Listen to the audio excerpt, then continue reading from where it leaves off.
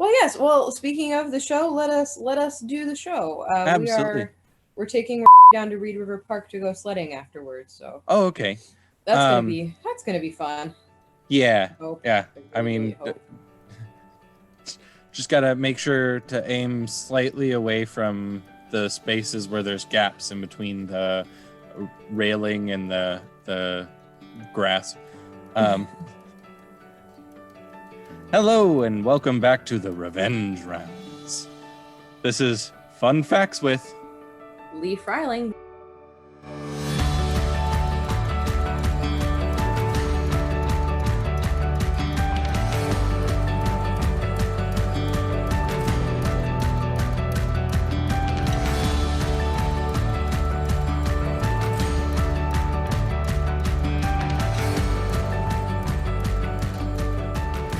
Wait a minute, revenge? No one said anything about revenge. I didn't even know I was avenged? You're revenging on me? I'm the No. object of the revenge? I thought you were revenging. Oh, I am the revenger. I'm revenging myself upon you. Now I Yeah. understand. All right, Yeah. revenge round. Great. I feel much better about not being the object of the revenge. Yeah. No. I am the object of the revenge. I shall revenge myself upon you, Connor. You swore revenge for this episode back when we did the other episode, so I sure don't remember that, but I definitely believe that I would have done that. So yes, I will avenge myself. So did you bring your facts? What? What? What? I thought you were bringing facts. Wait, why am I bringing the facts? You quiz me the facts. Because this was the revenge episode. I'm very confused now. That's what I messaged you about for bringing facts onto the show, because you were going to quiz me because this was the revenge episode. Because you had swore revenge. Because that's what you get to do if you win against me, is you bring your own facts on the episode. Ah, see, I was confused because I thought that you were researching facts and you needed time to do that. Okay. No, I was asking much time you needed. Because I am just a font of worthless information and I can wing this. So we are going to do facts about one of my favorite hobbies. Okay.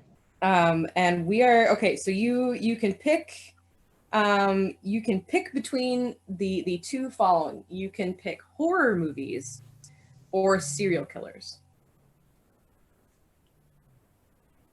Two things I know very little about. Okay. You gonna educate me. Let's go with serial killers, I guess. Okay, serial killers it is. So, let's see. Remind me of the format so that I can pose questions appropriately. 2 truths and a lie. 2 truths and a lie. Cool. Yep. And then preferably making the lie something that is based on a truth but just altered, so that way we can get some fun information out of it. Okay, cool. All right. So, let's see. This should be pretty easy. Okay. All right. You ready? Yep. Okay, so 2 truths and a lie. 2 of these things are true. 1 of them is not. Okay. So, number 1.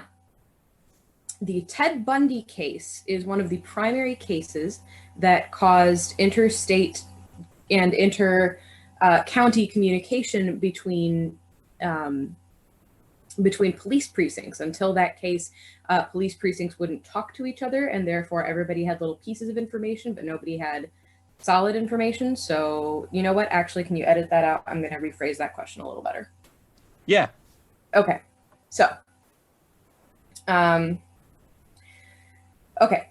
Ted Bundy case changed the way that law enforcement talks to each other, is 1.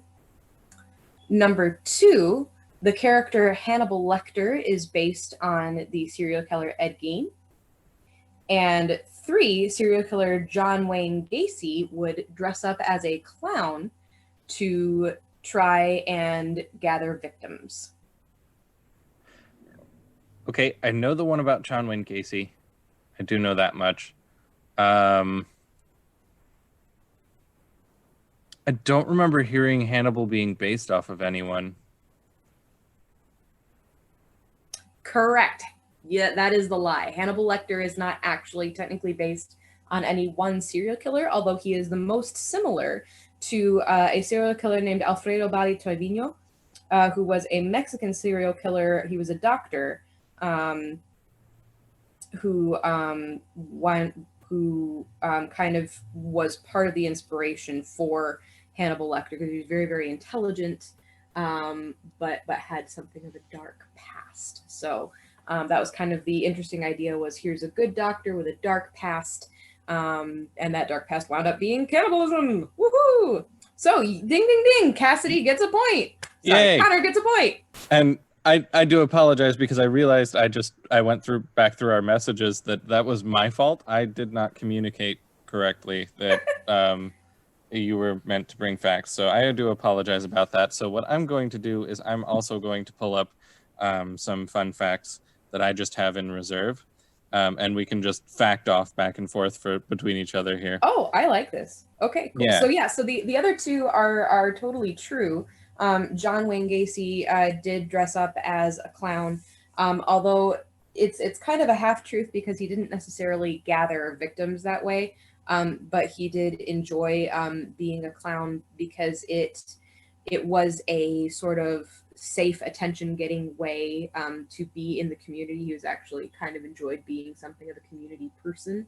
Part of the fun for him was that nobody knew what he was really doing, and he had this really excellent facade of being an awesome community member.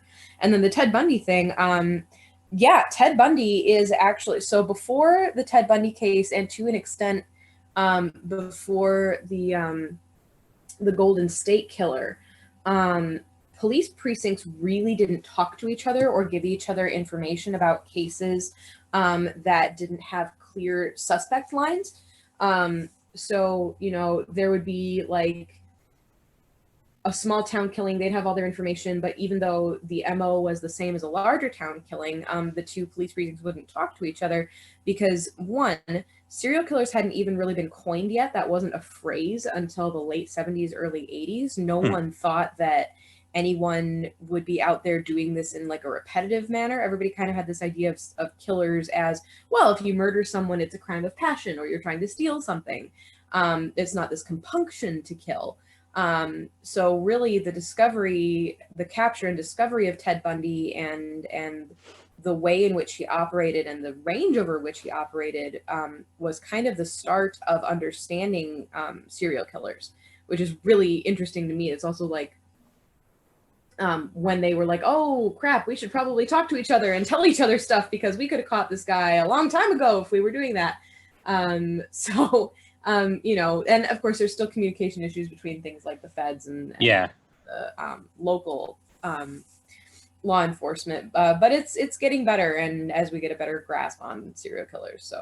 So yeah, there you go. So there's your serial killers factoids, and you got the point. So now it's your turn to fact back at me. Yeah. Let's go 3 rounds each and see. Yeah, absolutely. So I unfortunately all of my categories that I have are potpourri, because again, my miscommunication did not plan this.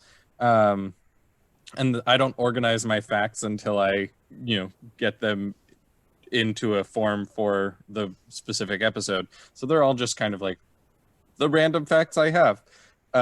So the first one is banging your head against a wall for 2 hours can burn 150 calories.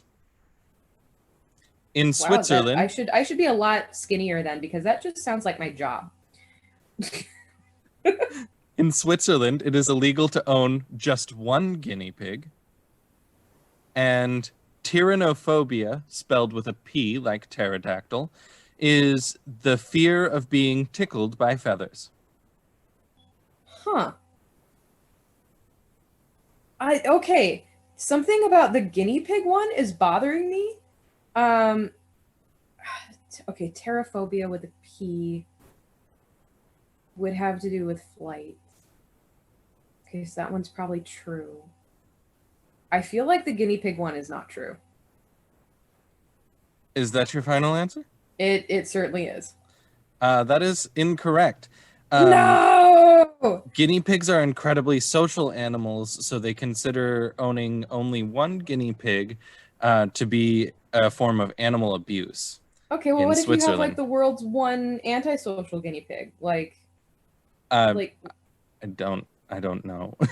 that would also be like you can't win that game. That's not shoot. All right, what was the one that was a lie? The one that was a lie is banging your head against a wall for 2 hours burns 150 calories. That's not true. It's 1 hour burns 150 calories, but it will also give you a concussion. Yeah, I don't need the concussion. I do need to lose the calories though. Alternatively, the underneath fact I have says, alternatively, you could just walk your dog for 45 minutes. It's much less painful. Oh my god, yes, it would be much less painful. And tyrannophobia is the fear of being tickled by feathers. The word tyro or patero in Greek is the word for feather, and phobia Yeah, is... see, I knew darn it. See, I knew that one had to be true. So that's frustrating. All right, okay. So I am putting together my next round for you. So we're gonna do horror movies this time. Okay. So while you're looking up facts, what are you drinking today, if you're drinking anything at all? So I have started keto. Okay. It is day 2. So I drank something called Bulletproof Coffee. I'm not sure I like it because you have to put like a tablespoon of butter in the coffee. Yep. And heavy whipping cream and sweetener. And I think the kind of butter I'm using is causing a problem because it was not delicious.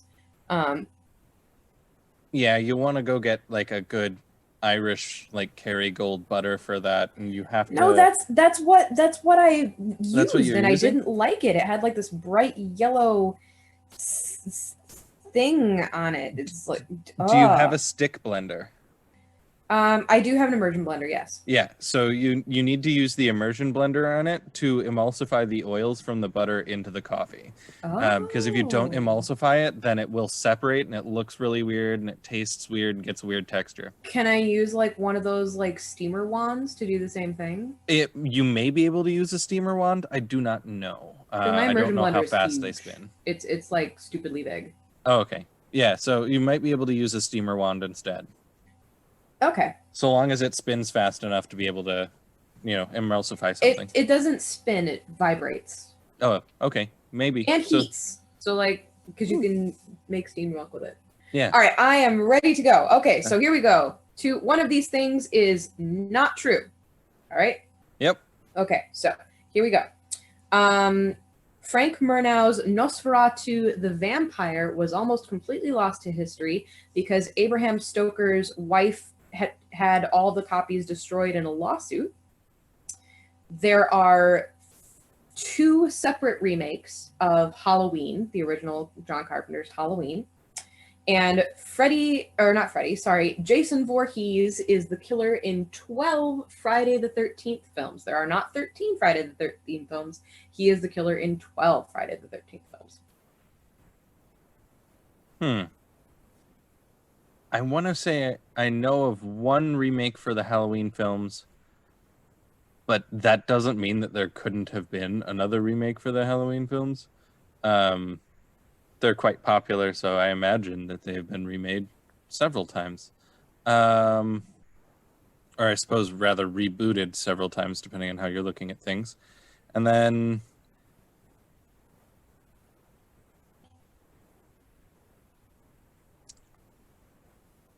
I want to say Jason might not be the villain in one of those. But I can't be sure because I don't know anything about horror movies. So I guess I'm just going to kind of pick one and go with it. I'm going to say there's only been one remake / reboot of Halloween movies. Oh, wah, wah, wah, wah. Nope, actually, there have been 3 reboots. So there was Halloween, and then Rob Zombie did a remake of the original film, which is terrible. Don't bother. And of course, Rob Zombie fans are going to come for my head, but I can't stand Rob Zombie films. I really can't. And then the series has been rebooted once again here in 2019. Okay. And then they're supposed to release another one this year. They're going to do like a little mini reboot trilogy, which Jamie Lee Curtis came back for. So it's not really a remake, it's a reboot because she dies like several times in the rest of the movies. There's like 4 timelines into the Halloween franchise. Plus, one of the Halloween movies actually doesn't even have Michael Myers in it. Halloween 3, Season of the Witch, has literally nothing to do with Michael Myers whatsoever. But instead is a delightful romp about evil Irish androids turning children into piles of frogs with Halloween masks and microchips. It's quite trippy. So I do suggest that you enjoy it. The one that was a lie is the Jason Voorhees one. Not only is Jason Voorhees not the killer in all 12 films, because he, spoiler alert for anyone who has not seen Friday the 13th, go la la la, plug your ears, don't listen. He is not the killer in the first one. The killer in the first one is his mother, Pamela Voorhees. But then when you get later on in the series, other people take on the Jason persona, and he stops being the killer for like 2 films. It's a different person pretending to be Jason. So he's only actually the killer in, I think, 9 of them. 3 of them, I don't think he's the killer. Which is kind of wild when you think about the fact that like the whole series is about him. And then the Nosferatu one is really kind of cool. So Frank Murnau made the first full-length, feature-length horror movie. Max Schreck, Nosferatu. And then it was almost completely lost to film history because Bram Stoker's widow sued them. She was like, no, you stole this entire plot from Dracula, and you just called it Nosferatu so that we wouldn't sue you, but I'm going to sue you anyway. And she won. The German courts were like, yeah, no, you totes stole this, and that's not cool, so you have to destroy every single copy of it. But by then, it was so popular and it had been spread so far that, you know, there were some people who were like, you know what, I'm just going to put this under this sack of potatoes and la la la, I definitely don't have a copy of this. And so it survived. Nice. That I'm glad. Well, I mean, obviously it survived. We have images and we have some video that do we have the full thing? We have what we think is the full thing. Okay. But another really interesting thing about film back in that time period is that there would be different cuts depending on who you got it from. So there are actually various cuts of the film kind of floating about out there, and there's really no way to know which one specifically was intended to be the final cut. So I mean, do we have it? We sure do. Do we know if it was the one that was meant to be the final product? We sure don't. That's unfortunate a little bit, but it is, but it's still like glad we have so much of it. Cool weird facts, which is what we're here for. Yeah, absolutely. And I am drinking some red oolong tea that we happened to come across. It's pretty good. I do like a good oolong. That sounds good. I apologize I didn't ask you what you were drinking. Oh no, I tend to just fill it in afterwards, and then my brain just was like, no. All right, so your turn to quiz me. Absolutely. Snakes can help predict earthquakes. Crows frequently hold grudges against specific individual people. And the oldest toilet joke was discovered on a 3,500-year-old Babylonian tablet. Okay, I'm actually going to go with snakes and earthquake because I know that crows can hold grudges, and I'm pretty sure the joke thing is true. So I think it's snakes. I don't know how a snake would be helpful in predicting an earthquake because like it lives in the ground. So how would that help?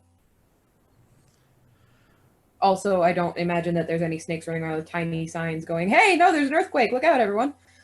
Is that your final answer? I hate it when you do that because I feel like it should not be my final answer, but yes, that is my final answer. That is incorrect. Dang it! Snakes can help predict earthquakes. They can sense an earthquake coming from about 75 miles away up to 5 days before it happens. How we know is that they will all try and run away from it. Okay, slither away because Yeah, well, slither. Snakes don't run. So was it the toilet joke one? Because I also know that one of the oldest toilet jokes we have actually comes from an Athenian play.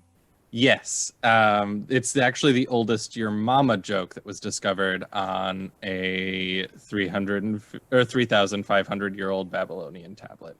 It was discovered in Iraq in 1976. However, the tablet has since been lost, but we do have the preserved text. I do not have written down what the text says, unfortunately. I wish I did. You'll have to find that. We'll have to I will. What the your mama joke was. And then it's good to know that those have existed for so long. Yeah, and then crows do hold grudges. And they can tell people apart. And if you're nice to crows and they like you, they will bring you tokens of their affection.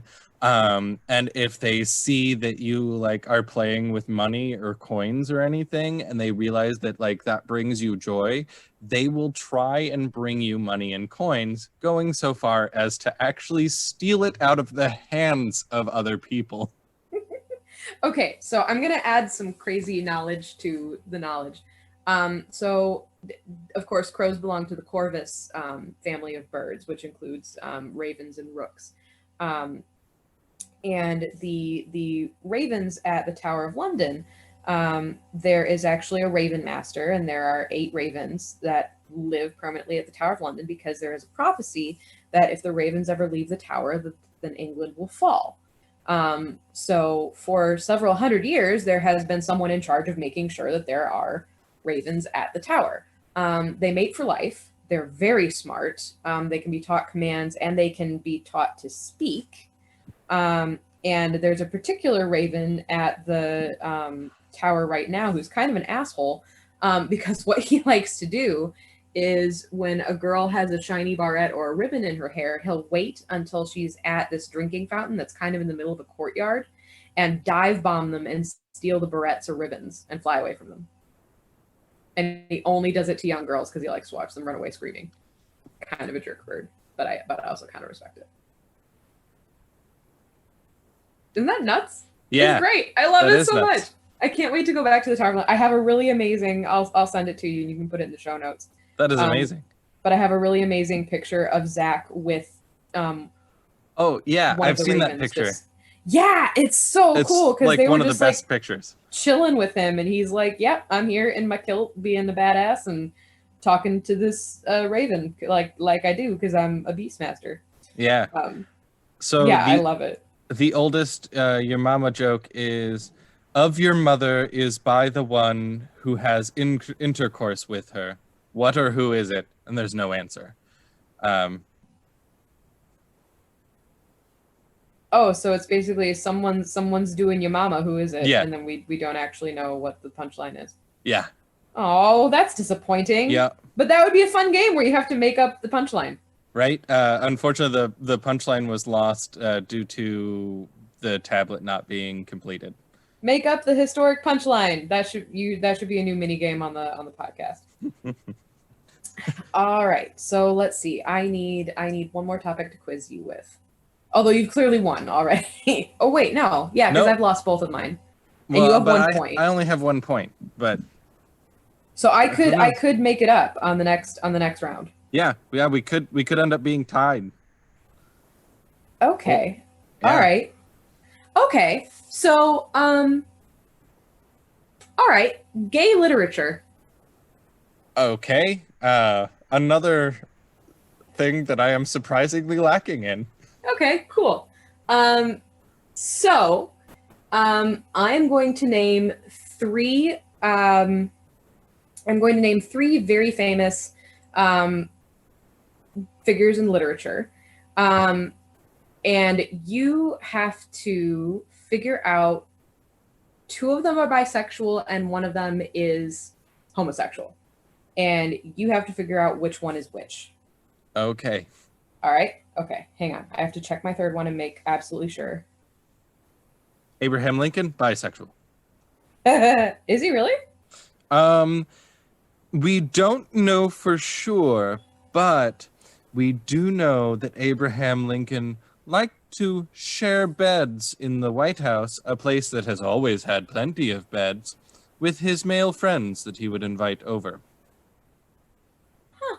Interesting. Mm-hmm. I will have to look into that further. All right, here we are. You ready? Here we go. Yep. So 2 of them are bisexual. 1 of them is straight up gay. All right, here we go. Here are your 3. Lord Byron, Daphne Du Maurier, and James Baldwin. So I'll give you some of the titles they wrote. So Okay. Daphne Du Maurier wrote Rebecca. She wrote the book that inspired the birds. I know that Lord Byron is bisexual because Lord Byron is the lover of Mary Shelley and Mary Shelley's husband. It is suspected, but we don't know that for sure. We do know that he did have affairs with young men while he was gallivanting about in Greece, but he was also accused of having incest with his sister, which is really interesting. I mean, so was Caesar Borgia, who like he was straight up exiled for it. Like he had to leave England because everyone was like, you doing your half sister and it's creepy. And Caesar Borgia just became the painting of Jesus by Da Vinci. Yeah, which also was just the Borgias are terrifying. Like, they really straight up are. Yeah. Okay, so that puts you to at a 50-50, James Baldwin and Daphne Du Maurier. I watched a documentary about James Baldwin recently, and there was something about him having to go to France and live there for a while because people were pestering him about his homosexual tendencies. But I don't know that it ever said firmly one direction or the other. So my only really real option that I feel safe with, because I know absolutely nothing, is Daphne Du Maurier. What did she write? She wrote Rebecca, which you'll remember from the amazing film. And the opening line is, "Last night I dreamed I returned to..." oh my gosh, what's the name? It's like the most famous line. "I dreamt again last night. I returned to something Lee." Hold on. Oh, this is going to bother me. yeah. I have to find it. I know the line you're talking about, but I can't remember it either. She wrote, Rebecca, The Birds, My Cousin Rachel, Jamaica Inn, Don't Look Now, 3 of which became really famous horror movies. Rebecca, The Birds, and Don't Look Now. Moberly? Waverly? I've got to find it now. Oh, and I just listened to a podcast about it this morning. Last night, I dreamed I went to Manderley. It's Manderley again. It's Manderley. Last night I dreamed I went to Manderley. And has the most terrifying female villain, Mrs. Danvers. Mrs. Danvers is just straight up scary. All right, so is Daphne Du Maurier your final answer? Yes. You are incorrect. Unfortunately, Daphne Du Maurier was a bisexual and got in the 1940s and got in quite a bit of trouble with it with her father. But actually, Rebecca is a lot of the subtext is about being both things because it's heavily coded that Mrs. Danvers is in love with Rebecca, and Rebecca herself does a whole bunch of sleeping around, and it's suggested that she encouraged Mrs. Danvers' attentions. So there's a lot of bisexual subtext in Rebecca and a lot of mirroring and themes of duality. So yeah, Daphne Du Maurier, 1000% bisexual. James Baldwin was gay. He had a wonderful French lover named Lucien. Cannot remember his last name because I'm a terrible human being with a bad memory. But yes, James Baldwin was gay. I remembered watching a documentary about him, but they weren't very explicit. It was an older documentary, and it was mostly about his civil rights activism rather than anything else. Which honestly is more important than his sexual orientation. But just nice to know that he's one of the gay elders that we can. Yeah, absolutely. Hooray for the gay elders! Most of them. Some of them were not so great, but most of them were awesome. Yay! But yeah, and then Lord Byron. I know that making love with Mary Shelley and Percy Shelley is all speculation that we don't really know. But they did. She did write the first draft of Frankenstein at his palace on the coast somewhere. Yeah. Yep, they had that little short story writing contest, which actually. So there was another guy there with them who was an Italian doctor, who was kind of Byron's side piece, sort of Polidori. And he wrote a novel based on a story that Byron told, called The Vampire. And it was wrong, but Byron told the story as part of their ghost storytelling things. But Polidori actually fleshed it out into a full-length novel. But it was incorrectly attributed to Byron, and he only ever saw like 60 pounds worth of money for this thing, which became like this huge bestseller and kind of set off this vampire craze. And he wound up dying by killing himself by drinking acid because he was super broke and sad, and Byron was a jerk to him. That's incredibly depressing. Yeah, for the record, Lord Byron was a freaking jerk. Oh yeah, I am not a Byron fan. He is not any kind of a delightful figure to look up to. Nope. From looking at the podcast Spirits, which is a couple of ladies who get together, get drunk, and then talk about like myths and legends. They had Wait, say the name of this again, because this is like my wheelhouse. Why am I not listening to this? Spirits. It's called Spirits. Yeah. But yeah, it's called Spirits, and it's amazing. And they have an episode on Frankenstein, actually. And they go into like detail about what we know of her life. And one of the things that we know is just before going to vacation with Lord Byron, she had a miscarriage. Oh. And like that threw her into a depression, and may have actually inspired the original write of Frankenstein, because it's all about birth and rebirth and creating new life out of something that had died. And I can totally see how having a miscarriage would cause you to write Frankenstein. That is not a crazy leap to make. And in the original version, so there are two known major versions of Frankenstein. Both were written by Mary Shelley. And in the first version, Dr. Frankenstein essentially creates the monster and then abandons him and just leaves. And you don't really see Dr. Frankenstein out too much. And then in the second version, that's where you start getting like the playing God complex, and like the doctor is in the Frankenstein, in the monster's life a little bit more, and in the, and both the monster of them straight up stalks him. Yeah, like both of the versions were written after two different miscarriages. Oh, and the first one, she was feeling like she had abandoned this child, and the second one, she was feeling like, well, maybe I was just playing God by trying to have another child. And and that's just like heart-wrenching. And then you get into the stuff that my Lord Byron was a jerk, so he was probably making fun of and picking on her also while she was on vacation for having that miscarriage, and making her feel worse about it. So that, combined with Prometheus, inspired her to write this novel, which, yeah. Wow, we should honestly just start a podcast called Lord Byron is a Jerk. Lord 'Cause Byron yes. is a jerk. Lord Byron is a jerk. Yeah.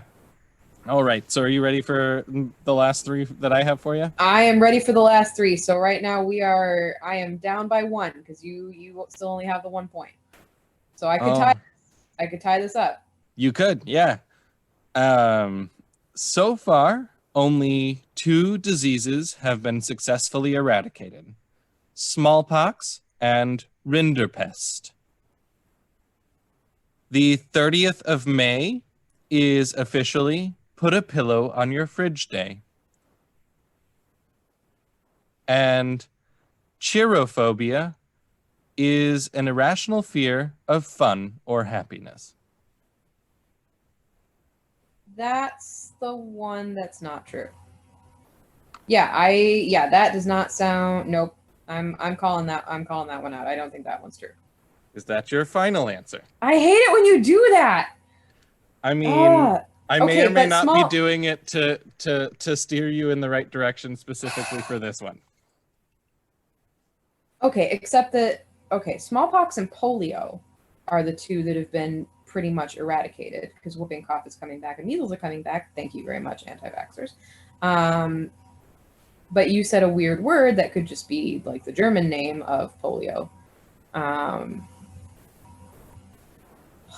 You know what? Fine. The eradicated one. Are you sure? No, but that's my answer. Okay. That is incorrect. God damn it. Was I right the first time? No. I was just wrong completely. It's not May 30th, it's May 29th that's Put a Pillow on Your Fridge Day. Okay, I feel like that's cheating. I mean, Just that's how I alter all my facts. Yeah, but that feels like cheating because I think I had reasonable answer for the other 2. Like, why would you put a pillow on your fridge? Who does that? For what purpose? It began in the 1900s where families would put a pillow or a piece of cloth on their larders or fridges as a way to bring luck into the household. Because reasons. That sounds like an old-timey thing. It's almost exclusively celebrated in Europe and the USA. And the USA? Yeah. Who celebrates this? Who is putting a pillow on their fridge? I want to know. Please, people in the comments, tell me if you put pillows on your fridge because that's I put a pillow on my fridge this last year because 2020 was Okay, but did you know about it before you looked up the weird fact? No. Okay, no, so you're not like a traditionalist of putting I'm assuming it's like European immigrants after the 1900s, not people who can trace their families into the United States back when, beginning. We don't know. There could be pilgrims with pillows. We do not know. I have no clue. Do not know. Cheerophobia is the fear of having fun. That's irritating because that's so on the nose. Yeah. And then rinderpest is actually not polio. It is a separate disease. But I don't know what it is. But smallpox was considered eradicated as of 1997, sorry, not 1997, 1977, when the last official naturally occurring case of smallpox happened. And then yes, naturally occurring, not given to you in a blanket, handed to you by a settler. Yeah. And then the last case of rinderpest was diagnosed in 2020. Let me go look up what rinderpest is really quickly. It was an infectious disease that affected cattle, large buffalo, giraffe, and warthogs, and eventually spread to humans. How would you catch that from a giraffe, I wonder?